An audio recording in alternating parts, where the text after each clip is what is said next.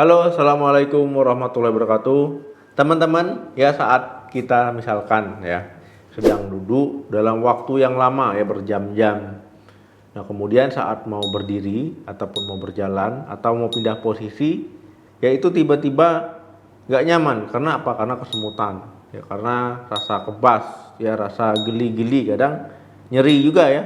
Apalagi kalau seandainya kesemutan itu dipaksa berjalan. Nah teman-teman, kalau seandainya karena duduk terlalu lama, ya itu bisa saja normal kalau mengalami kesemutan. Tetapi kalau seandainya tidak ada penyebab, teman-teman mengalami kesemutan itu harus hati-hati. Karena bisa menandakan ada masalah kesehatan. Nah jadi harus waspada ya. Jadi kita akan membahas menyebab kaki kesemutan yang jarang diketahui.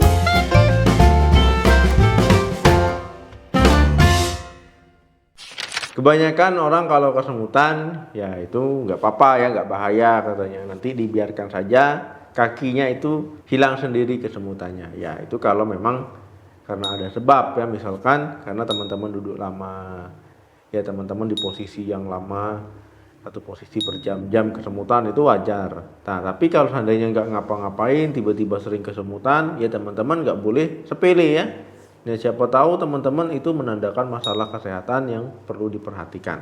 Jadi ada beberapa penyebab kaki kesemutan yang menandakan masalah kesehatan tertentu. Ya di antaranya yang pertama adalah cedera sendi. Cedera pada sendi ya ataupun disebut dengan RSI, ya ini memang disebabkan oleh kegiatan ataupun aktivitas yang berulang-ulang. Kemudian ini menyebabkan otot-otot tegang, kemudian nanti lama-lama sendinya jadi tidak sehat ataupun cedera. Ataupun misalkan teman-teman melakukan aktivitas fisik ya, misalkan bekerja ya, mengangkat sesuatu ya, ataupun teman-teman bekerja misalkan di posisi duduk ya, di kantor ataupun di depan komputer. Ya ini bisa juga mengalami kesemutan akibat sendinya cedera. Yang kedua, saraf terjepit. Teman-teman ya mungkin hanya tahu kalau seandainya saraf terjepit itu terjadi pada orang tua ataupun usia sepuh. Nah saraf terjepit ini bisa terjadi pada siapa saja ya, baik orang tua, remaja, dewasa, baik laki-laki maupun perempuan. Nah saraf terjepit ya ketika teman-teman alami itu akan mendapatkan keluhan, itu kakinya itu kesemutan, baik kaki kanan ataupun kaki kiri. Nah itu bisa terjadi. Nah saraf terjepit bisa teman-teman alami ya ketika cedera ataupun misalkan karena pembekakan ya. Nah ketika saraf teman-teman itu ya terjepit. Nah seperti di gambar ini. Nah teman-teman ya pada pasien-pasien saraf terjepit ya itu tentu akan mengeluhkan nyeri dan juga kesemutan. Teman-teman juga harus hati-hati ya pada orang-orang yang malas bergerak ataupun jarang bergerak, yaitu juga bisa mengalami saraf terjepit. Yang ketiga, racun. Nah teman-teman ya mungkin tidak disadari kalau seandainya racun itu bisa masuk ke tubuh kita ya melalui kulit ya, yang menyerap racun ataupun memang dari makanan ataupun minuman yang tercemar. Racun yang bisa terserap di kulit ya misalkan arsenik ya, merkuri ataupun zat-zat yang berasal dari lem. Kemudian teman-teman ya racun tadi yaitu bisa menyebabkan bagian-bagian tubuh teman-teman mengalami kesemutan ya, termasuk di kaki. Nah jadi harus hati-hati. Yang keempat, kurang vitamin. Ketika teman-teman ya kekurangan vitamin ya, vitamin B1, B3, B6, B12 ya itu bisa menyebabkan rasa kebas dan juga kesemutan pada kaki. Karena vitamin-vitamin B tadi ya baik B1, B3, B6 dan B12 itu memang penting terhadap fungsi saraf untuk tubuh kita. Nah jadi teman-teman ya biar nggak kekurangan vitamin-vitamin tadi, konsumsi makanan yang tinggi mengandung vitamin tadi.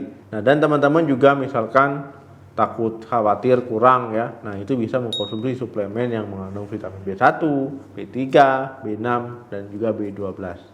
Kelima, alkohol. Ketika teman-teman terlalu banyak mengkonsumsi alkohol, ya ini akan mempengaruhi tubuh, ya termasuk saraf. Nah, ketika teman-teman mengkonsumsi alkohol terlalu banyak, ya jadi jangan heran ya kalau seandainya teman-teman merasa kakinya kesemutan ya ataupun rasa-rasa kebas. Nah, sebaiknya teman-teman mulai menghindari alkohol ya, ataupun teman-teman kurangi lah paling tidak. Keenam, efek samping obat.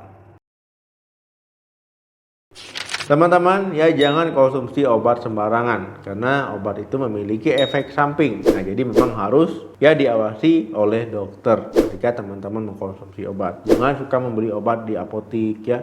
Kalau efek obat hanya kesemutan, yaitu mungkin efek yang bisa dikatakan ringan. Tapi kalau nanti efeknya bisa sakit kepala, mual muntah, diare ya teman-teman, ya harus hati-hati. Apalagi kalau teman-teman sampai alergi terhadap obat tersebut. Nah, itu lebih ngeri ya. Nah, teman-teman ya, saran saya kalau konsumsi obat sebaiknya harus ataupun dalam pengawasan dokter. Ketujuh, usia lanjut. Ketika orang sudah tua ataupun usia lanjut, yaitu akan sering mengalami masalah kakinya kesemutan. Ya, misalkan di usia 60 tahun. Nah, karena hal ini ya, kesemutan, orang tersebut akan susah berjalan, susah berdiri, ya duduk pun akan susah. Ya, kadang-kadang malah ada yang sampai nyeri sendi.